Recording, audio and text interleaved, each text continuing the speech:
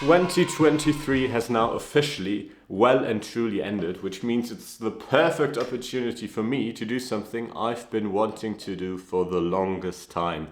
And that's to turn my annual Letterboxd list of my favorite films of the year into a YouTube video.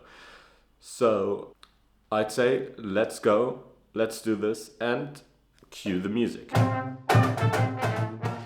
Many wouldn't consider the first film on this list a real film per se, but if that were the case, The French Dispatch couldn't be qualified as one either, since they're both quite similar in their episodic nature. So yeah, I'm sorry, but this has to be on here. I liked every single one of these fun little episodes. In August, one of the great American directors unfortunately passed away. William Friedkin's Final Farewell was this year's adaptation of The Caine Mutiny Court-Martial, a simple yet very suspenseful and engaging courtroom drama that boils the genre down to its most essential components and delivers on them perfectly, though I really want to see the Humphrey Bogart version now as well. Ken Loach is back, and while his possibly final film, he's 87 now, does nothing particularly new or exciting, it's still very touching and very important in its social realism and effective as an agitprop. Simple yet powerful films like this just need to be in cinemas and on this list. I also very much appreciate the anti-exile bully stance Loach and his collaborators are taking here.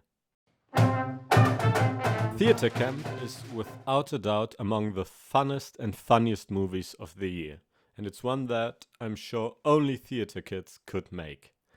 As someone who maybe could have been considered as such at some point, this hit home in ways I really didn't expect, although I've always felt more like a Jimmy Tatro or Ayo Edebiri than a Molly Gordon, at least attitude and talent-wise. Speaking of fun movies, They Clone Tyrone certainly falls into this category.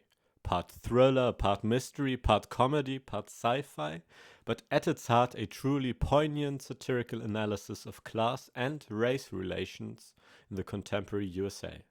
I'm very excited for how Jewel Taylor will follow up on his fantastic directorial debut. Passages is an exhausting watch. The main character, a slightly sociopathic movie director played by the great Franz Rogowski, keeps making decisions that not only hurt the people around him, played by the both equally as great Adele Exarchopoulos and Ben Whishaw, and himself, but also us, the audience. Ira Sachs certainly knows how to write good but intolerable characters and how to cast them perfectly. Another movie you should see right now is One Last Evening. I went to see this at a sneak preview and was not disappointed. In fact, I was very much positively surprised. It's innovative, funny, nerve-wracking, sometimes cringe-inducing, but ultimately heartfelt. And, I'm just gonna go ahead and say it, the best German film of the year. Although I haven't yet seen The Teacher's Lounge, which is also supposed to be very good, so who knows.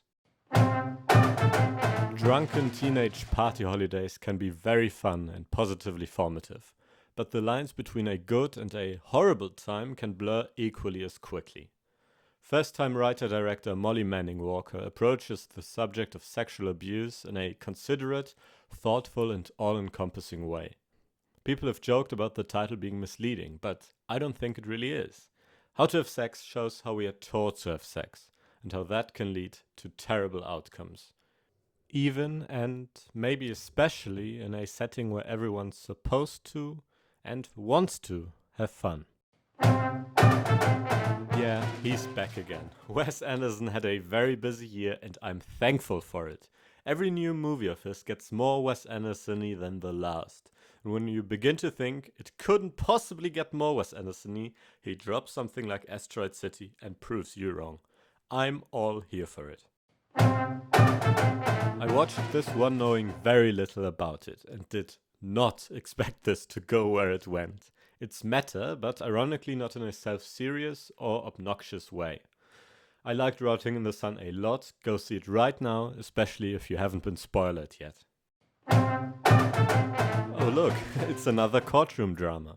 But while the Caine Mutiny court-martial purposefully is little more than just that, Anatomy of a Fall is a lot more.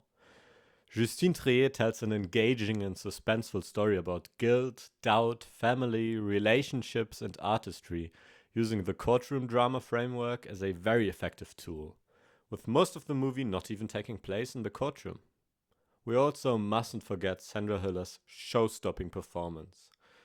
And on God do I pray to never have to defend myself in a French courtroom against the meanest and most zesty avocat general the world has ever seen. I've got to admit that I'm very much a Miyazaki newbie. The only Ghibli movie I've seen before this one was Spirited Away, which I liked, but not as much as The Boy and the Heron. That one's genuinely fantastic and in my mind an almost perfect movie.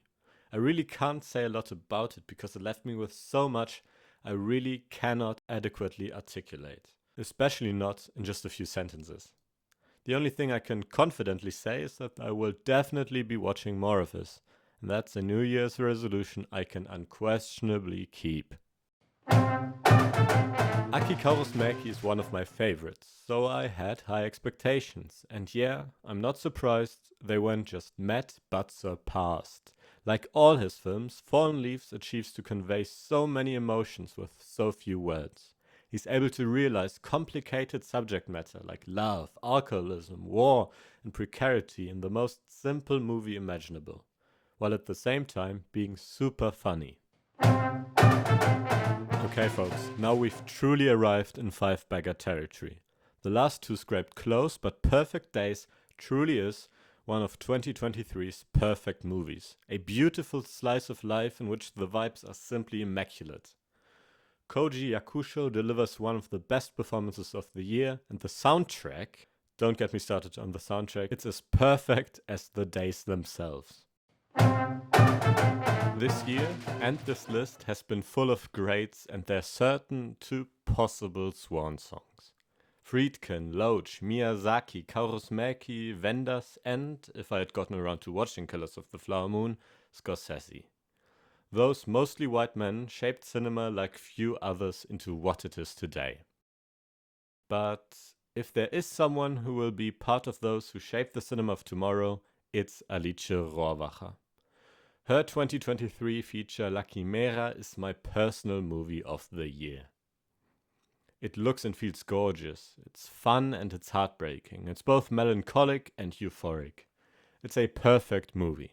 And it stars Josh O'Connor, who, if I was Oscar, would win Best Actor, with Sandra Hüller winning Best Actress. Both, by the way, performed almost entirely in a foreign language. Okay. Those were some of my opinions on my 15 favorite movies of the year. If you would like to see the entire list, go ahead and check out my Letterboxd down below. And maybe if you enjoyed this non-GeoGuessr related video, go ahead and subscribe to the channel. There's more on the way. Until then, bye bye.